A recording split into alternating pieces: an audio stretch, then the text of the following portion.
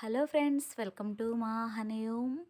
ఈరోజు వీడియోలో ఇడ్లీలోకి చట్నీ చాలా టేస్టీగా ఎలా తయారు చేసుకోవాలో చూద్దాం. ఈ చట్నీ ఇడ్లీలోకే కాకుండా వడ దోశల్లోకి కూడా చాలా బాగుంటుంది. చాలా ఈజీగా చేసేయచ్చు. సో ఇంకా లేట్ చేయకుండా వీడియోలోకి వెళ్ళిపోదాం.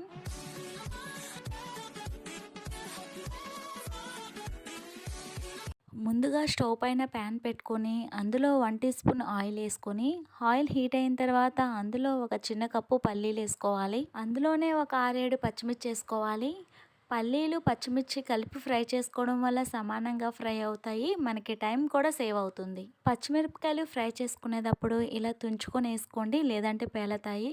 పల్లీలు పచ్చిమిర్చి ఈ విధంగా ఏగిన తర్వాత ఇందులో చిన్న ఇంచు అల్లం, కొద్దిగా కొత్తిమీర వేసుకొని 1 నిమిషం పాటు కలుపుతూ ఫ్రై చేసుకోవాలి.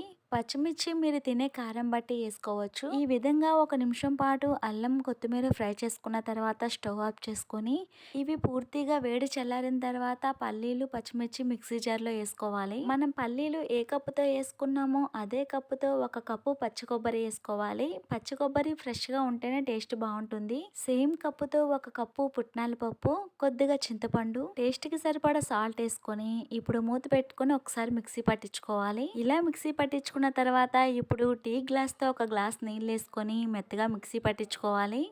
మనం పల్లీలు పుట్నాలు పచ్చి కొబ్బరి సమానంగా వేసుకుంటే చట్నీ టేస్ట్ బాగా వస్తుంది. ఇలా మిక్సీ పట్టించుకున్న తర్వాత ఏదైనా ఒక బౌల్లోకి తీసుకోవాలి. చట్నీ మొత్తాన్ని వేసుకున్నాక మిక్సీ జార్లో కొద్దిగా నీళ్ళు వేసుకొని ఆ నీళ్లు చట్నీలో వేసుకొని కలుపుకోవాలి. చట్నీని మరీ మెత్తగా కాకుండా ఈ విధంగా కొంచెం బరకగా వేసుకుంటే బాగుంటుంది. చట్నీ మనకి ఇష్టమైనట్టు గట్టిగాను లేదా పలచగాను కావాలనుకుంటే సరిపడా నీళ్ళు కలుపుకోవచ్చు.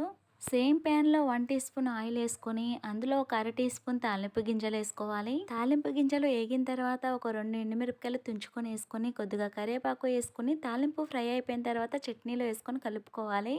తాలింపు చట్నీలో వేసుకొని కలుపుకున్నాక ఈ చట్నీని ఇడ్లీలో వేసుకొని కలుపుకొని తింటే చాలా బాగుంటుంది. మనకి ఇడ్లీలోకి చట్నీ రెడీ అయిపోయింది. ఇడ్లీలోకే కాదు దోశ వడల్లోకి కూడా చాలా బాగుంటుంది. మీరు తప్పకుండా ట్రై చేయండి. ఈ వీడియో కనుక మీకు నచ్చినట్లయితే లైక్ చేయండి, షేర్ చేయండి, సబ్స్క్రైబ్ చేయండి. Thank you for watching.